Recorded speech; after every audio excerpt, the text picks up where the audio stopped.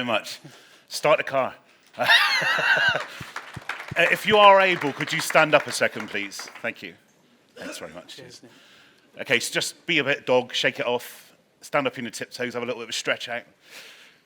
So I'm not kind of like leading you up to lunch here. So like, okay, you can take a seat, thank you. So, hey, here I use something called disarming truth. It's one of my anxiety tools that I use because there's this perception that's kind of, hallelujah, this guy's cured.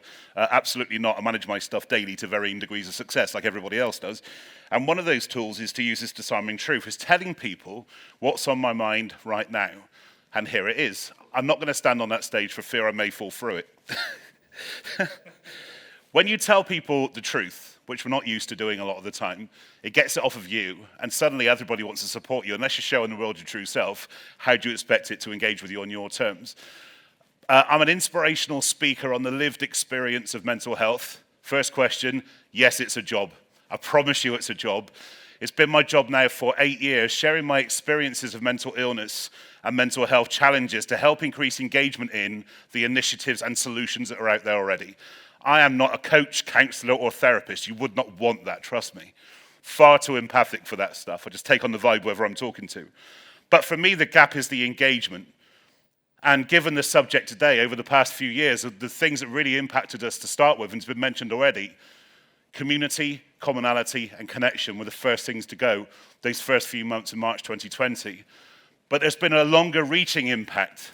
And that longer-reaching impact is interesting, because it's taken away our ability to define tomorrow, to aspire or hope or aim the way that we used to. And with my other cap on, of the other 95 that I own, sorry, I'm having issues on the... I am a transformational speaking coach, and I help people to tell their stories and share their adversities, and I do that in lots of different spaces. I'm now having clicker issues. This is not going well at all. Help. It's working there, cool. So, I work with lots of different organizations, lots of different spaces. Harvey Nicks, posh lad. Not really. This is Giacomo's finest. Those who know, know. Those who don't, Google it. I trained all my life to be the host and creator of KFC TV. 6'3", 24 stone, hosting a fried chicken TV station. I was built for that. I told them I trained all my life for that. But that was a mental health engagement strategy that we put in place, which sadly we haven't got time to go into today. But if you want to know more about that, please come and see me outside. I also work with the BBC, ITV, Sky, and soon to be NBC in the US next year, delivering that lived experience angle alongside the solution-focused professionals. Why?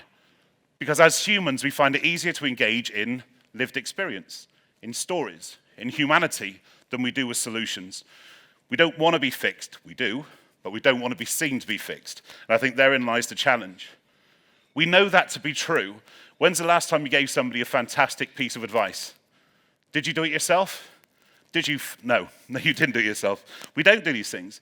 And on a very serious note, I also work with frontline military for the MOD. I was there last week. I work with frontline emergency services with the NHS. And again, there's a very much a difference between knowing what to do in high-pressure environments and actually who looks after the people that looks after people. Who looks after you whilst you look after everybody else. And I think there's something to be said for that. I'm also a lecturer, much to the surprise of my teachers at school, if they would have known that now. I lecture the lived experience of mental health to crisis teams, because actually the lived experience is very different to the reality in many of the cases.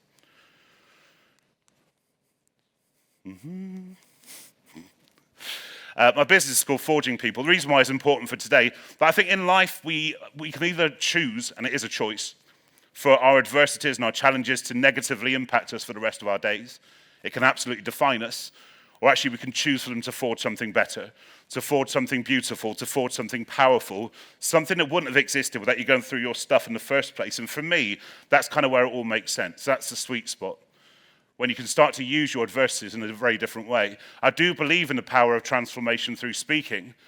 I am the founder of a pilot initiative that was launched this year in the prison system, using speaking, public speaking, as a transformational tool. And I also deliver it in education to young adults and students who have had very poor male role models growing up. I've used this process with victims of domestic abuse. It's an interesting one. On a much lighter note, parents will understand this, but prison's far easier than schools. Trust me, you get backup. There are rules in place to protect you in prison. I coached 90 12-year-old boys last week to publicly speak, herding cats to a whole new level. But as part of my career, I actually was in the software industry as well. I was head of partnerships for a software company and also the lead mentor. So I was dealing with coders, programmers, techie people on the emotional well-being side of things. And that's a really interesting one. I loved that kind of space from that point of view, because my own experiences, my specialism in that sense, comes from lived experience, not solution-focused. So people find it very easy to engage with me on this stuff, much easier than you would with solution-focused things. And again, it amplified the angle that that's kind of what we're looking at today. I think it's this pillar is a problem. So I guess, given the time we have today, I wanted just to share a couple of insights with you that really do apply to all of us and the people around us as well. I think it's important to recognize that any challenge that we've experienced, and boy, over the past 2 years have we had those kind of extra challenges thrown into the mix.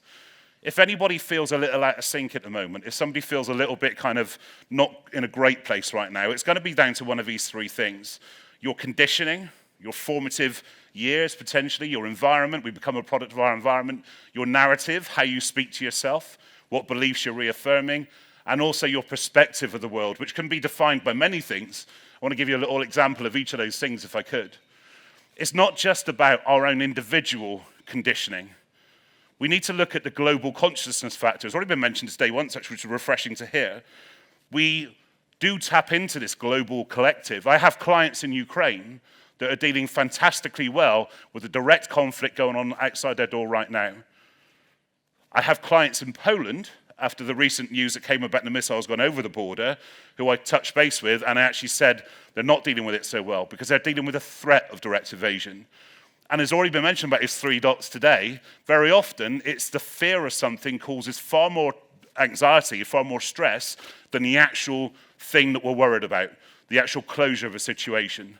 On a very personal level, if you've ever had a row with somebody really close to you by kind of WhatsApp or iMessage, the 3 dots causes far more stress than the actual conclusion, right? All the way. Just me? Okay, cool, that's harsh. But if you look at this, some things are put in place to protect us. And I mean, this is not a political thing for sure, but this was done to protect us in terms of 5:30 p.m. every day. I was shielded through lockdown as well, so I kind of paid more attention than most, I guess, but this is what you would see. And now we try to understand why people's tomorrows, that new normal, looks very different. Because actually, we need to show compassion. That we cannot be told for the best part of 2 years to stay home, save lives, without the conditioning impact being inside is safe and outside isn't safe.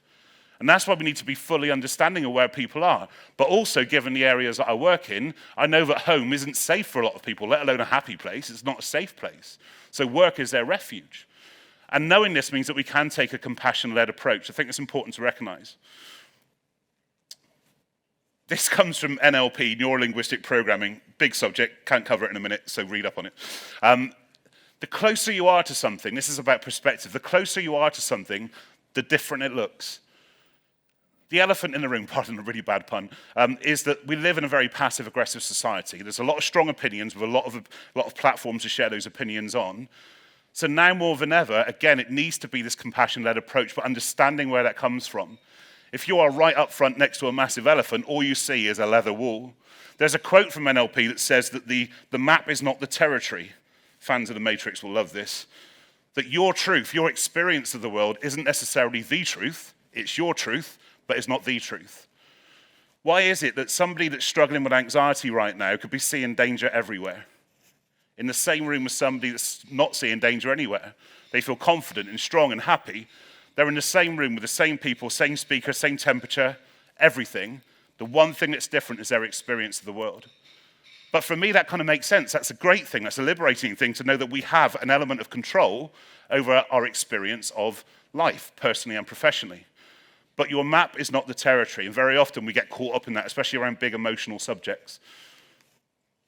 The other thing is how much we can stand in our own way. I'm a very honest person in terms of, like, there's no filter, much to my negativity sometimes, but there we go. I like to give people the truth because then you can really relate to what I'm talking about. 5 months ago, I tried getting up at 10 to 6 in the morning, going to the gym every morning. And it lasted for 3 days. Then I realized I hated the gym. By the way, I doff my cap to any gym goers in here. I'm very impressed with you. But we've already established that taking your own advice is not always the easiest thing to do. So if I were giving advice to somebody, what advice would I give? Well, I'm a big kind of champion of emotional connection, what you're emotionally connected to.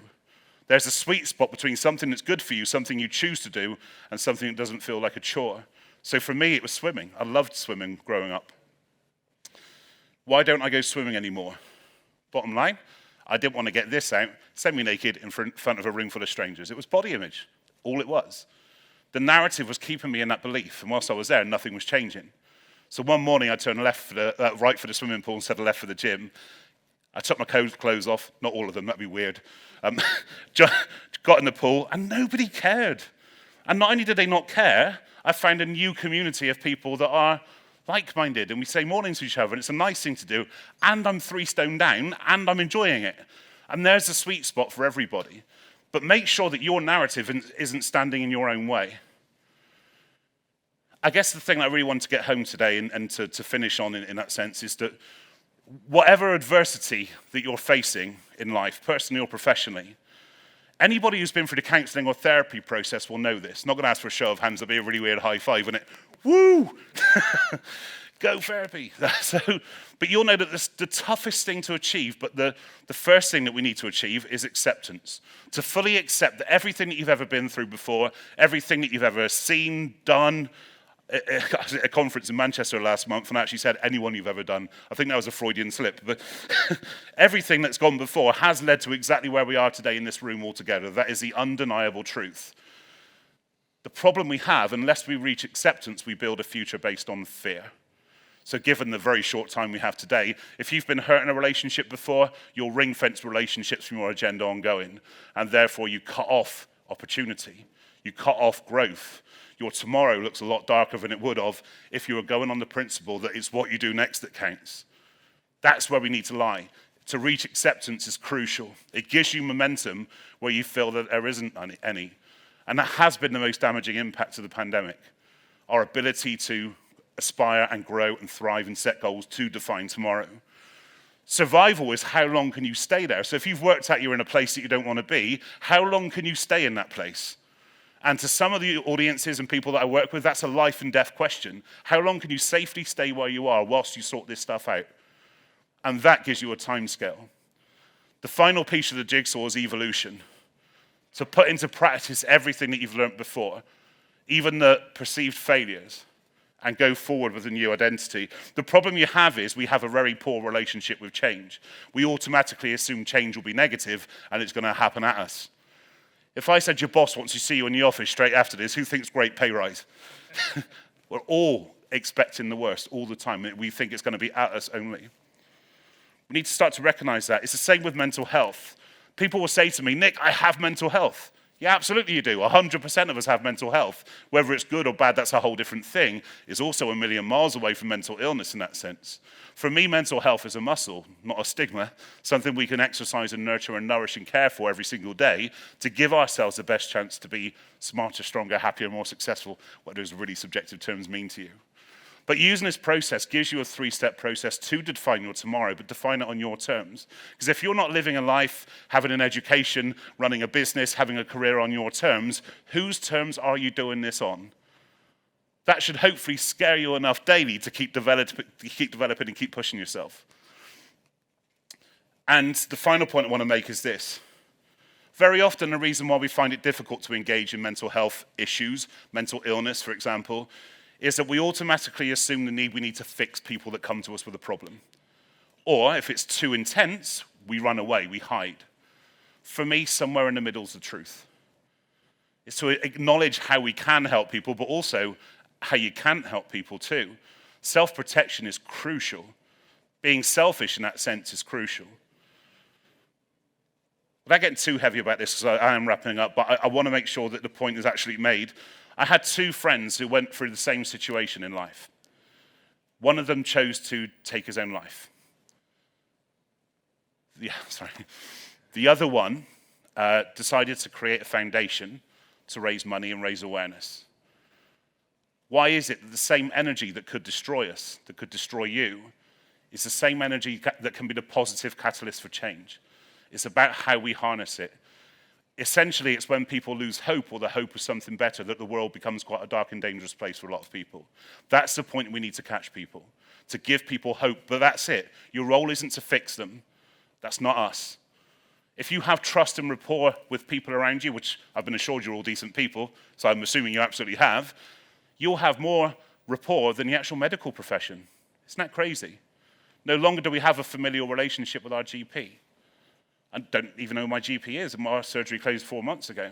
So therefore, people that you're really close to, they will trust you more with their stuff than the medical profession.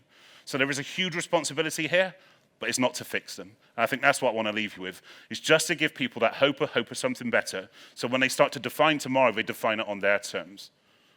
Thank you very much for listening to me. Cheers, thank you.